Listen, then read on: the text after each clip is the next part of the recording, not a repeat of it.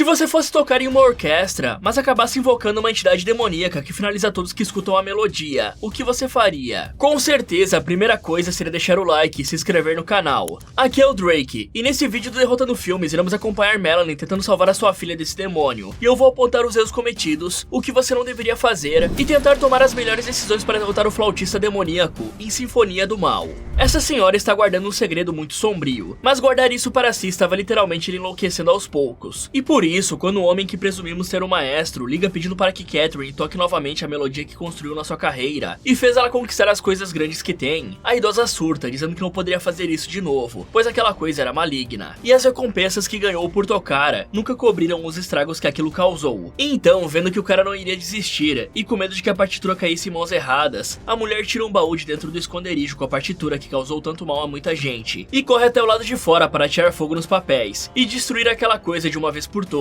Só que quando o incêndio começa, a caixa simplesmente se fecha sozinha para proteger os papéis da chama, e a velha vê uma entidade lhe observando das sombras. Nesse momento, a criatura lhe ataca, fazendo com que Catherine atingisse o fogo, que incendeia suas roupas, finalizando ela queimada. E assim que a idosa bate as botas, uma chuva misteriosa cai do céu apagando o fogo e protegendo a partitura. Bom, definitivamente, Catherine deve ter torrado todos os seus neurônios escrevendo músicas, porque esse plano de incendiar a partitura foi terrível. Mas vamos por partes. Primeiramente, se a mulher sabia que aquela sinfonia era maligna, mas mesmo assim guardou ela por anos sem nenhum problema, escondida em uma passagem atrás da sua estante de livros, era mais fácil só comprar um cofre e trancar aquela caixa lá dentro, ou então enterrar a partitura bem fundo em algum lugar da sua propriedade, e depois concretar por cima. Mas caso isso tudo fosse muito trabalhoso para sua idade, ela poderia pagar alguém, mas Catherine também podia simplesmente ter viajado até o lago mais próximo, ou até mesmo fazer uma viagem até o mar e jogar a bendita caixa na água. Assim a sinfonia ficaria segura e a velha evitaria de causar um incêndio. Isso porque as casas nos Estados Unidos são quase totalmente feitas de madeira, e por isso incêndios lá são um problema constante. E mexer com fogo tão perto da sua casa não parece uma ideia muito inteligente. Fora que existe uma manobra que deve ser executada caso você comece a pegar fogo por qualquer motivo que seja, que é ensinada pelo corpo de bombeiros como forma de orientar os civis a se proteger. Caso isso aconteça, basta deitar no chão e rolar de um lado pro outro na maior velocidade que conseguir, como se sua vida dependesse disso, porque se chegar nesse caso ela vai depender mesmo. Esse movimento vai abafar as chamas ao redor do seu corpo, devido ao contato com o chão, e impedir que a chama te queime até a morte. E pelo visto essa pobre senhora nunca aprendeu a fazer isso, porque ela foi de base que nem um NPC. Além disso, existem certos objetos amaldiçoados que são protegidos por barreiras mágicas, que os impedem de ser queimados, principalmente quando eles estão possuídos por demônios que, adivinhem só, estão muito acostumados com fogo, sei que vocês me entendem. E já vimos isso acontecer diversas vezes, como por exemplo no baralho do filme Tarot, ou a escritura da casa em Baghead. E como essa ideia de sair tacando fogo em tudo já está manjada, e levando em conta que Catherine devia saber da entidade que possui aqueles papéis, ela deveria evitar tentar destruir o objeto para não irritar o demônio, ou então tentar usar a magia para destruir a maldição que habita nos papéis, até mesmo chamando algum especialista em demonologia para saber qual é o tipo do capiroto que está lhe assombrando, para saber exatamente que tipo de ritual deveria ser feito para se livrar dele, ou se isso tudo parecer muito complicado, é só rasgar tudo ou triturar a partitura em um daqueles picotadores de papel. Após esse evento tenebroso, nós conhecemos Melanie, uma flautista extremamente talentosa que estava treinando para um concerto que aconteceria em poucos dias. E a pessoa que mais admira o talento dela é sua filha Zoe, que apesar de possuir uma deficiência auditiva e ter que usar aparelhos para conseguir escutar, a garotinha adorava ver sua mãe tocando. O problema é que depois da morte de Catherine, o maestro do show, Gustafsson, que eu vou chamar de Gusta para facilitar, ficou extremamente chato com o pessoal, por medo de que o concerto que iria arrecadar fundo para eles fosse um fracasso completo sem a estrela principal. E por isso ele já estava procurando um candidato ideal para substituí-la. E quem mais sofria com isso era a Melanie, já que pelo seu talento, Gusta sempre tentava arrancar o máximo dela. Mas Franklin, que é aquele típico colega invejoso, fica diminuindo a garota e puxando o saco do maestro para tentar substituir a Catherine, o que sempre deixava a Melanie meio estressada. Mas sua amiga Nancy tentava de todas as formas animar a jovem, pedindo que ela parasse com a timidez e tentasse se destacar mais para chamar a atenção de Gusta e ganhar a vaga que era sua por direito, pois ela era a melhor flautista do grupo. Isso encoraja a moça a tentar conversar com o maestro, mas quando ela conta que queria a vaga de Catherine, o cara dá uma surra verbal nela, dizendo que apesar da sua música ser boa, ela não se destacava ou era forte o suficiente para ser colocada no lugar da atração principal, o que deixa a moça muito triste. E enquanto sua mãe tentava segurar as lágrimas, Zoe chama seu amigo Colin para brincar em um salão de peças ali perto. E então ela se esconde e começa a chamar pelo nome do garoto, que quase infarta ao chegar perto da tubulação, já que a garota lhe dá um baita susto. Em seguida ela pergunta se Colin tinha medo de fantasmas, pois essa mesma construção onde os ensaios aconteciam, ocorreu um grande incêndio há 50 anos atrás, que finalizou a vida de muitas pessoas, e entre elas a maioria eram crianças. Mas antes que pudesse terminar a história, Nancy aparece para levar ambos para casa, já que a Melanie saía direto do ensaio e ia trabalhar em um bar local, pois além das suas contas pessoais, ela tinha que pagar os aparelhos auditivos e consultas médicas para tratar o problema da sua filha. Mas tudo isso valia a pena quando ela chegava em casa e via a Zoe tentando aprender a tocar flauta mesmo com a sua deficiência auditiva. Porém, a coitadinha sempre ficava triste, porque errava as notas direto por não conseguir ouvir direito. E tentando animá-la, sua mãe pega algumas taças com água e pede que ela passe o dedo nas bordas, mostrando a sua filha que era possível tocar apenas sentindo as vibrações sonoras. Bom, pessoal, em relação a esse problema auditivo da Zoe, uma coisa que a mãe dela poderia fazer para incentivar a garota e mostrar que nenhuma deficiência é capaz de impedi-la de realizar seus sonhos, é falar de um dos músicos mais famosos da história, o Beethoven, que, caso vocês não saibam, tinha uma doença que aos poucos foi deixando o cara surdo, até que um dia ele perdeu completamente a sua audição. Mas mesmo assim, o cara compôs a nona sinfonia sem conseguir ouvir uma única nota, e ele tocava em concertos gigantescos, descalço, usando as vibrações do chão para conseguir distinguir as notas e saber se estava tocando a música de maneira certa. Esse teste das taças que a Melanie fez com a sua filha é a prova exata que, mesmo sem ouvir direito, ainda podemos referenciar os sons pelas vibrações que os instrumentos e objetos transmitem. E como vocês podem ver, o Derrotando Filmes também é cultura. Mas agora, voltando para o assunto principal, é impressionante que ninguém do concerto, nem mesmo o maestro, tenha ido atrás para saber como exatamente a Catherine foi finalizada. Porque não é possível que o Gusta não tenha estranhado o fato da mulher ter sido encontrada carbonizada, logo depois de ligar para ela pedindo uma música que ela considerava amaldiçoada. E se investigações fossem feitas, a polícia também irá até o maestro para interrogá-lo, já que ele fez uma ligação para Catherine apenas poucos minutos antes da sua morte. Portanto, das duas uma, ou o Gusta sabe exatamente o que está acontecendo e está tentando esconder tudo para que seu show continue, ou a polícia desse lugar é péssima. Sem desistir do seu sonho, Melanie vai até o maestro para tentar de novo e mostrar os ajustes que fez na sua composição. Mas o cara conta que já tinham escolhido a melodia de Franklin para substituir Catherine, o que deixa a garota muito triste. E numa ação completamente egoísta, a moça pergunta se poderia tocar no lugar dele caso achasse a partitura de Catherine, pois as duas nasceram na mesma cidade, e a senhora foi a sua mentora anos atrás quando estudou música com ela, enquanto ainda era criança, e por isso conhecia a família de Catherine, que com certeza iria recebê-la, e quem sabe mostrar a partitura. E aí, Gusta fica interessado na ideia, porém avisa que Franklin ficaria arrasado, pois ele tinha se esforçado muito para conseguir o papel. Mas Melanie não se importa muito, pois um dia o cara teria sua chance de brilhar. Então o maestro fala que não queria uma nova partitura, e sim a que Catherine usou em seu primeiro concerto, e foi tocada apenas uma vez em toda a história. Uma melodia baseada no folclore europeu, e que era controversa e muito polêmica. Com isso, Melanie entende que o velho queria a melodia que foi tocada no dia em que um grande incêndio aconteceu, ceifando várias crianças. Mas o cara não se importa, pois a sua instituição dependia dessa arrecadação de fundos. E que se Melanie trouxesse a partitura, ela ficaria surpresa com as oportunidades que teria, e ainda conseguiria sustentar melhor a sua filha, vivendo da sua música. Com essa proposta tentadora, a moça dirige até a casa da sua antiga mentora, e ao chegar no local, ela é recebida pela irmã da falecida. E a Alice não parece estar nem um pouco feliz em ver mais uma pessoa na casa da sua irmã. A Melanie até tenta se apresentar como ex-aluna de Catherine, mas Alice corta o papo, dizendo que sabia exatamente o motivo da presença da jovem, pois Gusta já tinha ligado centenas de vezes, tentando pôr as mãos no concerto da sua irmã. E mesmo Melanie tentando convencer a mulher de que iria usar a música para homenagear a obra da sua mentora, Alice diz que se a moça realmente se importava com os trabalhos da falecida, deveria deixar essa sinfonia de lado, pois sua irmã não queria querer que tocassem aquilo de novo, pois era uma obra amaldiçoada. Fora que Catherine morreu tentando queimar aquelas partituras, e por fim ela pede que a Melanie vá embora. Porém, como a ganância fala mais alto, a jovem espera a Alice sair da casa e invade o local para procurar as partituras, mas não as encontra, mesmo fuçando na casa inteira, até que ela chega no porão, onde encontra a caixa que continha não só as partituras, como alguns rolos de áudio antigos. E ao colocar eles para tocar, Melanie descobre que ali continham instruções exatas de como se tocava a sinfonia criada por Catherine, que ela decide tocar e imediatamente começa a sentir algo estranho. Nesse momento, a moça tem flashes de visões estranhas, envolvendo um homem e algo pegando fogo. O transe dura horas, e quando o áudio finalmente para de tocar e Melanie volta a si, ela percebe que já tinha anoitecido e uma tempestade gigantesca estava se aproximando.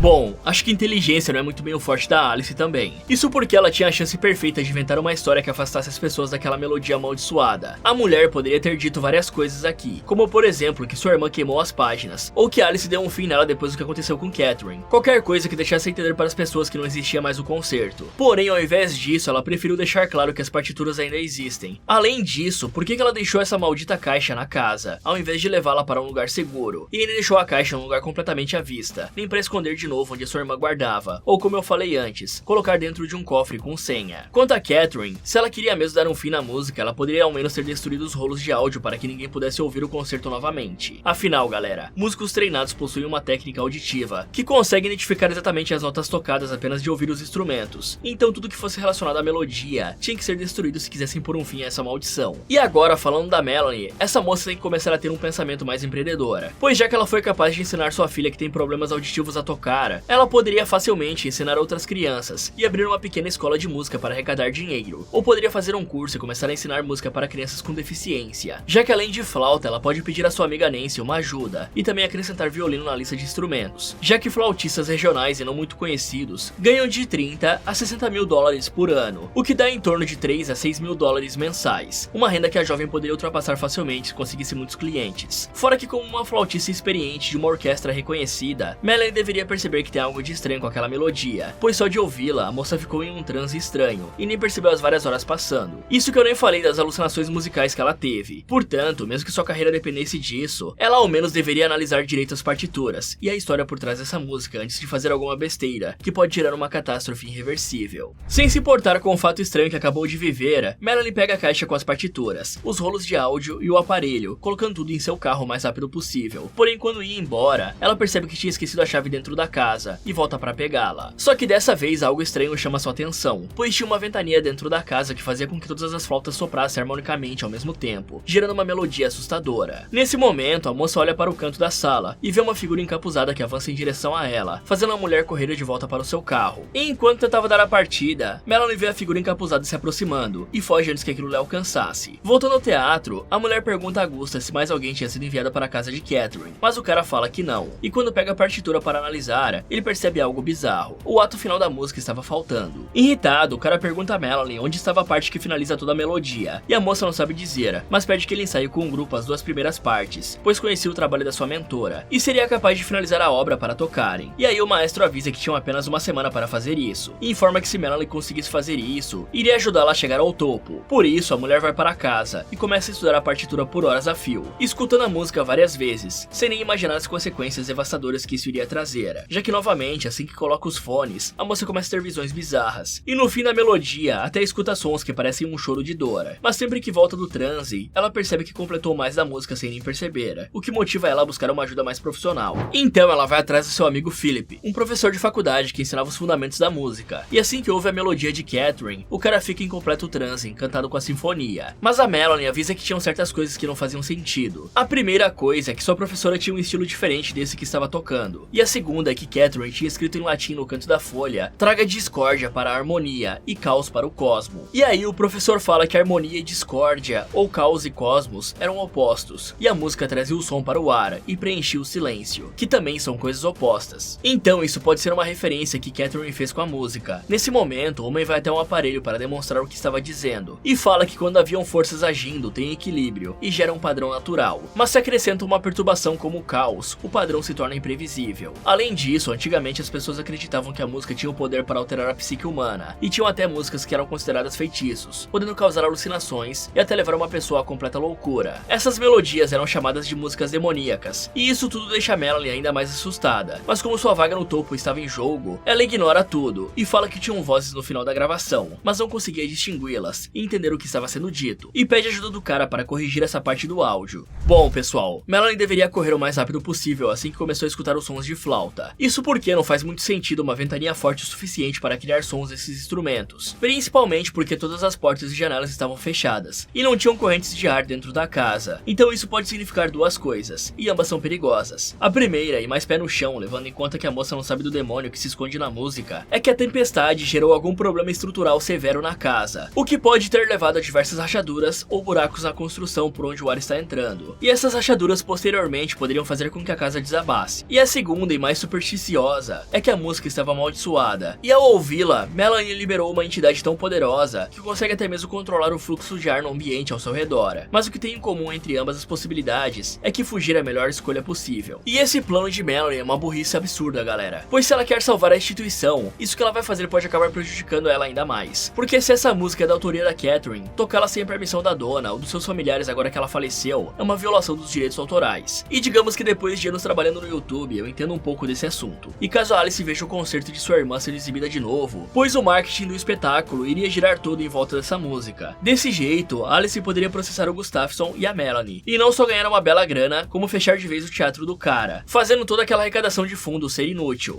Além disso, galera, aquele assunto que o Felipe disse sobre a música demoníaca, isso não é necessariamente uma mentira ou um folclore. Isso porque, de fato, existem formas de alucinar por conta de uma música. A primeira e mais conhecida é a musicofilia, também chamada de alucinações musicais, que é algo que as pessoas podem experimentar quando têm perda auditiva, em condições neurológicas como epilepsia e caso ocorra uma privação de estímulos como ficar em uma sala extremamente silenciosa, já que com a falta de estímulos externos, o cérebro cria estímulos internos para que você não fique maluquinho da cabeça. Fora que algumas pessoas passam por sinestesia, uma condição em que a estimulação de um sentido provoca reações em outro. Por exemplo, algumas pessoas podem ver cores ao ouvir música, ou sentir sabores associados a determinados sons, e até mesmo sentir enjoo ou dores de cabeça dependendo do ritmo e vibração sonora de uma música. E apesar disso não ser exatamente uma alucinação, a sinestesia é uma forma de cruzamento sensorial, que pode parecer alucinatória. Isso porque nem citamos o fato de que algumas especialistas mentais fazem uso da música para tratar problemas psicológicos como ansiedade, já que a melodia é capaz de nos acalmar, nos fazer chorar ou sentir medo. Tanto que a trilha sonora é a segunda parte mais importante quando se vai editar um filme ou um vídeo, já que ela é responsável por nos causar emoções e imersão.